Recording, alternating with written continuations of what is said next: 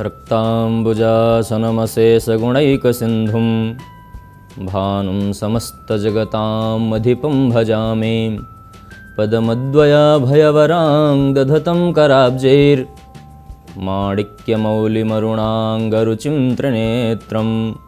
भगवान सूर्य को बारंबार प्रणाम करते हुए, प्रिय प्रबुद्धजनों, हम सब आजकल सुन रहे हैं कि ग्रहण लगने वाला है और हम उससे भयभीत हो जाते हैं।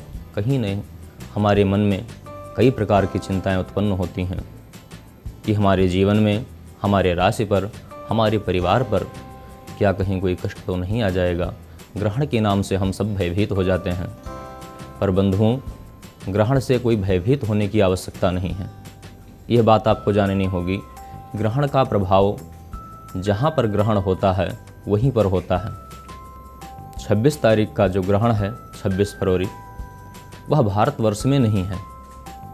जहाँ पर कहते हैं ना, बारिश जहाँ होती है छाता भी वहीं लगाने की आवश्यकता होती है। तो जिस देश में यह ग्रहण होगा उस देश में इसका प्रभाव होगा। भारतवर्ष में यह ग्रहण नहीं है, अतः इसका प्रभाव भारतवर्ष में नहीं होगा। पर जिस देश में है, जहाँ जहाँ पर प्रशांत महासागर, दक्षिण भाग, अमेरिका के दक्षिण भाग में पड़ेगा, अफ्रीका के दक्षिण प्रशांत महासागर इत्यादि भाग में यह दिखाई देगा।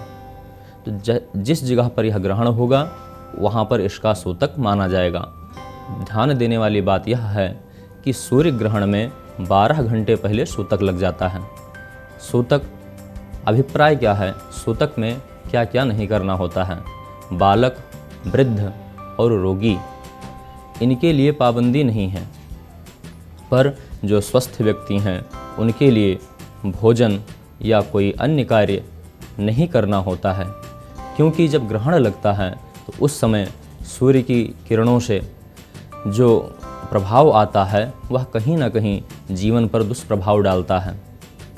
अतः उस समय आप भोजन, चाय, नाश्ता इत्यादि आपको नहीं करना होता है।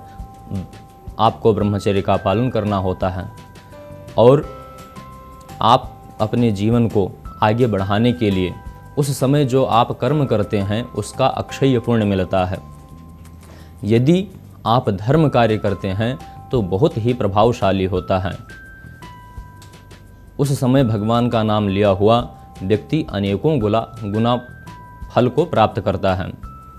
अतः आप ग्रहण के समय में सदैव भगवान नाम का स्मरण करें।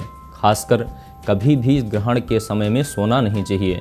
गर्भवती स्त्री को कभी भी ग्रहण के समय में सूर्य की या चंद्रमा की किरणों में नहीं जाना चाहिए, उससे बचना चाहिए, क्योंकि उसका बहुत ही दुष्प्रभाव जीवन पर पड़ता है।